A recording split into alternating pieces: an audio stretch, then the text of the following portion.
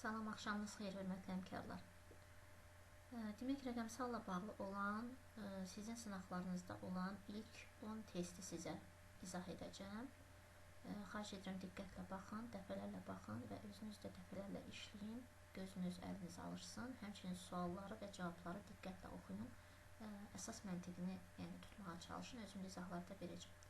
Və növbəti günlərdə də növbəti 10 sualları işləyib sizə göndərəcəm ki, həm sizin üçün yorucu olmasın, həm də video qısa olsun ki, rahat baxa biləsiniz. Demək, birinci sualda bizdə nə soruşulur? Aşağıdakılardan hansı notebooku ən yaxşı təsvir edir? Demək, birinciyə baxırıq. İnteqrasiya edilmiş periferik cihazlarla portativ və çevik olmaq üçün nəzərdə tutulmuş kompüter. Əsasən ümumdünya hörümçək toruna baxmaq üçün istifadə edilən kiçik əl cihazı. Harda əsasən sözü varsa, demək o doğru cavab ola bilməz. İstənilən halda, istənilən bir fikir, yəni tək bir məqam üçün, bir məsələ üçün nəzərdə tutulmadığına görə əsasən məsələləri çox zaman testlərdə yanlış olur. Ona görə bunu əsasən sözünə görə atırıq.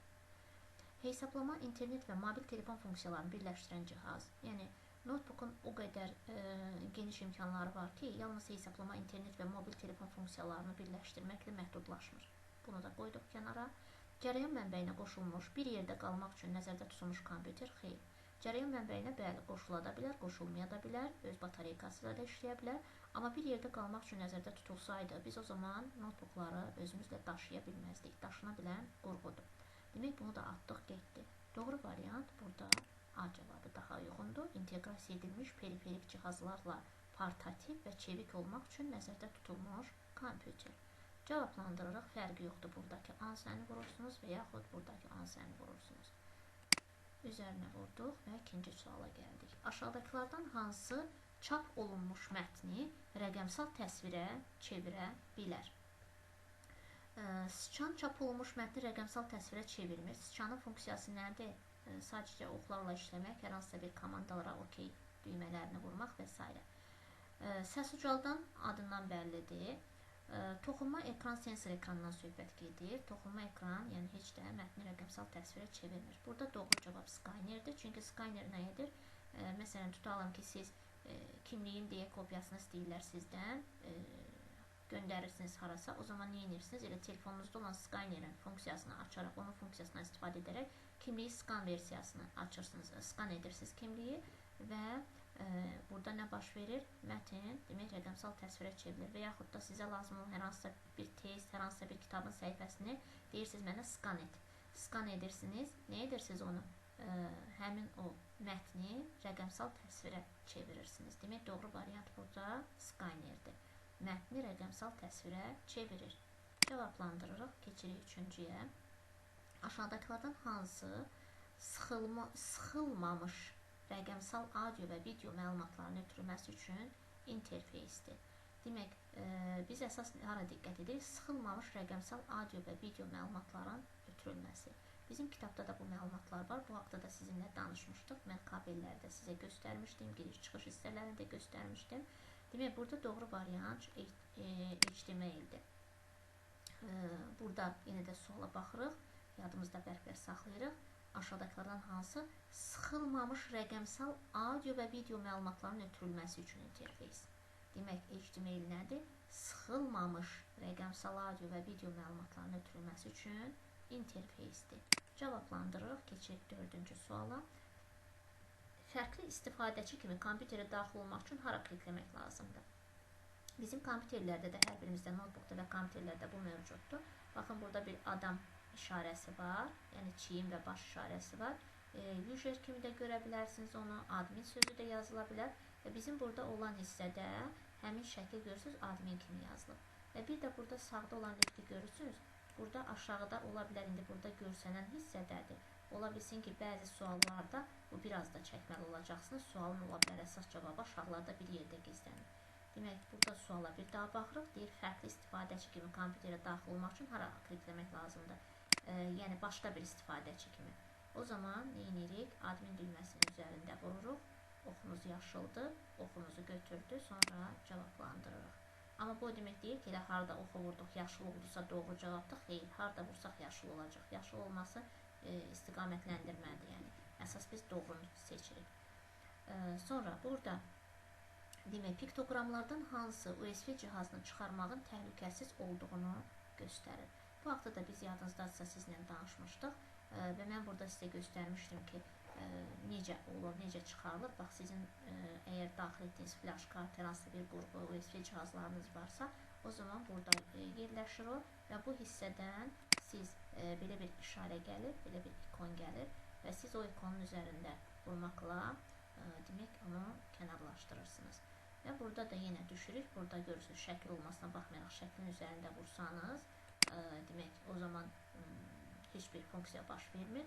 Niyə? Çünki burada həmçinin şəkildən aşağı hissədə demək, variantlar da verilir. Bizə də lazım olan ikon D variantındakı ikondur. Flash kart işarəsi üzərində qalışqa. Flash kart işarəsi üzərində qalışqa D ikonundadır və D ikonunu, piktoqramını seçirik. Gəldik 6-cı suala. 6-cı sualda bizə nə deyir? Bluetooth dinamiklərini kompüterə qoşmaq üçün hara klikləmək lazımdır? Demək, kompüterə Bluetooth qoşmaq üçün biz bunu keçən dəfə mən səhv etmirəmsə izah etdim və bizim vəsaitdə də bu vardı. Bluetoothun qoşulması ilə bağlı demək, biz vəsaitimizə də baxmışdıq. Sadəcə bizdə orada addımların sayı çox idi. Demək, pəncərəyə daxil olmaq, ayarları bulmaq, ayarlardan sonra cihazlara keçmək və s. Demək, bizim də əsas axtaracağımız məsələ burada nədir? Connected devices yazılan hissə ki var. Device, connected device, yəni qoşulmuş cihazlar deməkdir. Qoşulmuş cihazlar. Siz fərqi yoxdur. Misal üçün, əgər desəydi ki, qulaqçığı qoşmaq üçün deyək ki, hara klikləmək lazımdır, yenə də bura klikləyəcəkdir. Yəni, bura qulaqçıqdır, Bluetooth'dur, yəni kənardan qoşulan, qurğular üçün nəzərdə tutulan həmin bu hissədir. Bizdən də soruşulan nədir? Bir də baxırıq, Bluetooth dinamiklərini kompüterə qoşmaq üçün hara klikləmək lazımdır? Connected device, devices, belə deyək də, İngilis dilisi zəif olanlar üçün hərf deyirəm. Connected devices. Oxumuzu da çalışaq aşağı yuxarı deyil də düz üzərində saxlayaq ki, bizim cavabımızı doğru kimi götürsün. Sonra demək, seçdikdən sonra cavablandırırıq. Növbəti 7-ci sualda əməliyyat sistemləri və proqramlar haqqında nə doğrudur? Əməliyyat sistemləri və proqramlar haqqında doğru olan fikirlərə baxaq. Birincidə deyir, kompüterə həmişə əvvəl proqramlar, sonra əməliyyat sistemləri quraşdırılır. Əməliyyat sistemi olmadan yadımızda saxlayaq ki, proqram quraşdırıla bilməz. Yadınızdadırsa biz sizlə keçmişdik Linux, MacOS, nə bilim, Windows, sonra telefonlarımızda əksəriyyətimiz olan Apple, Android sistemləri, bunlar əməliyyat sistemləridir. Birinci gərək o sistem ola, sonra biz o sistemə proqramı yükləyək. Məsələn, siz telefonu alırsınız, telefonda ya Androiddir və yaxud da Apple-dırsa sistem, o zaman neyinirik? Bizə lazım olan tutalım ki, WhatsApp olur onun birbaşa içərisində. Biz sonradan özümüz quraşdırırıq. Demək, birinci əməliyyat sistemi olmalıdır ki, biz sonra proqram quraşdıraq. Ona görə kompüterdən əvvəlcə proqram, sonra əməliyyat sistemi, bu yanlışdır. Birinci proqram ola bilməz. Demək, ikinciyə baxaq B variantına. Kompüterə həmişə əvvəlcə əməliyyat sistemi, sonra isə proqramlar quraşdırılır. Bəli, bu doğru cavabdır. Niyə? Bayaq da dediyimiz kimi, kompüter birinci ilk olaraq əməliyyat sistemi quraşdırılmalıdır ki, yəni bu sistem olsun, sonra proqram quraşdırılsın. Bir növ belə düşünün də. Düşünün ki, siz mebel alırsınız, amma onu qoymağa ev yoxdur. Birinci onun kimi bir şeydir, A variantı. B-də isə siz birinci əməliyyat sisteminiz var, yəni eviniz, binanız, otağınız var, sonra proqramları quraşdırırsınız. İçərisinə lazım olan mebellərinizi, divan, kreslonu yerləşdirirsiniz.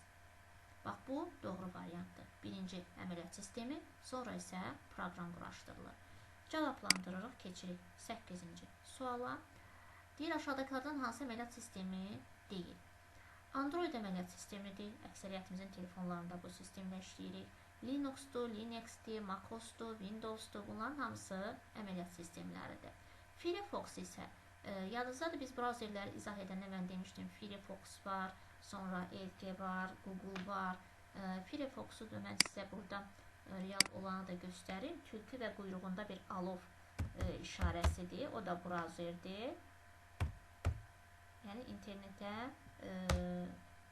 giriş üçün nəzərdə tutulan brauzerdir və işarəsi də belədir. Baxın, Bax, bu Firefox-dur. Görürsünüz. Firefox-un işarəsi budur. Tülküdür. Görürsünüz, qulaqları, burnu, əli və quyruğu da alov kimidir. Yer kürəsini qucaqlayır. Demək, bu da brauzerdir. Ona görə burada əməliyyat sistemi olmayan məhz Firefox-dur.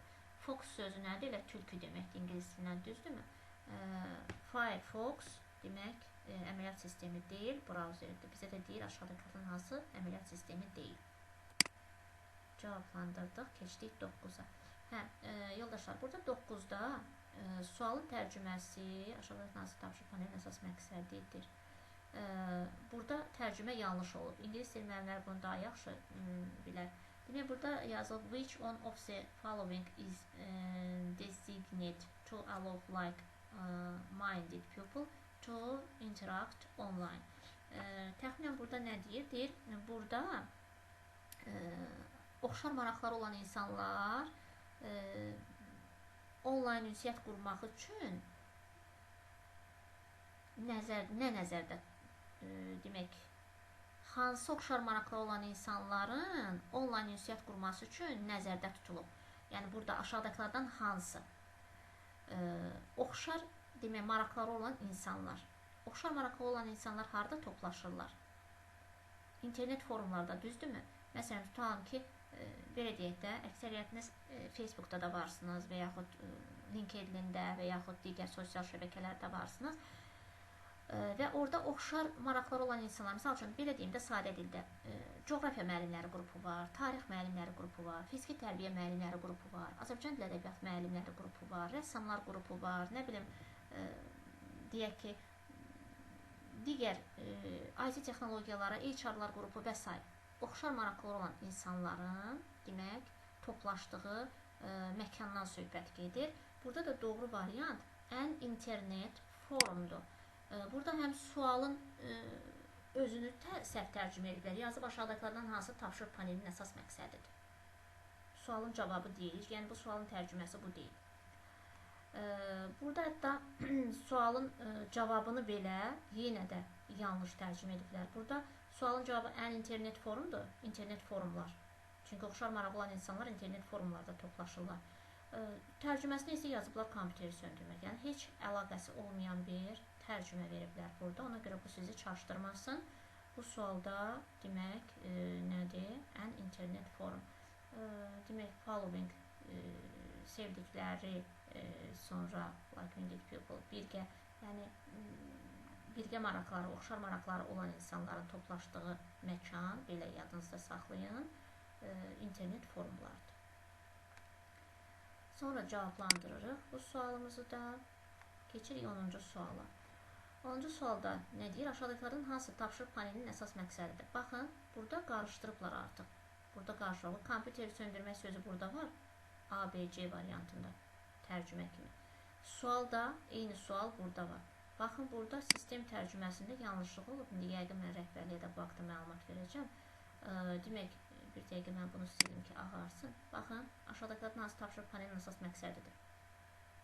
Bayaqları, onda da bu sualın tərcüməsi belədir, amma 10-cu doğrudur. Çox böyük ehtimal yenə də baxarıq. Burada da ən internet forumu götürüb kompüteri söndürmək. Word prosesoru, mətn prosesoru düzgün tərcümə olunub. Web browser düzgün tərcümə olunub. Desktop Publishing Application, iş masası nəşriyyat proqramı, bunlar da düz tərcümə olub. Bir də bax burada bu variant, bir də sualın özü yanlış, yəni o birisi sualla qarışdırılıbdır. Və 10-cuda aşağıdakıların hansı tapşırıq panelinin əsas məqsədidir? Demək, tapşırıq panelinin əsas məqsədi proqramları işə salmaq və izləməkdir. Tapşırıq panelini biz sizinlə keçmişdik. Yadınızdadır, bu aşağıda olan nədir? Bizim tapşırıq panelidir bu hissədə. Buranın məqsədi nədir? Proqramları işə salmaq, izləmək, şəbəkə parametrlərini idarə etmək deyil. Çünki şəbəkə nədir? İnternet parametrlərini idarə etmək üçün nəzərdə tutulmur. Demək, panel, tapşırıqlar paneli, kompüteri söndürmək üçün, yəni TUSAT-da olan kompüter, bunun üçün əsasən bunun üçün nəzərdə tutulmur. Sonra proqramı silmək və ya dəyişmək üçün də buradan proqramı silib dəyişmirik. Yəni doğru variant, ən uyğun variant proqramları işə salmaq və izləmək və cavablandırırıq. Burada bu izahı dayandıracağım. Növbəti 11-ci sualdan sonrasına mən sizinlə sabah yəqin ki çəkib paylaşacağım. Burada hara qədər gəlmişik, suspend üzərində vururuq. Suspendin üzərində vururuq və çıxış veririk.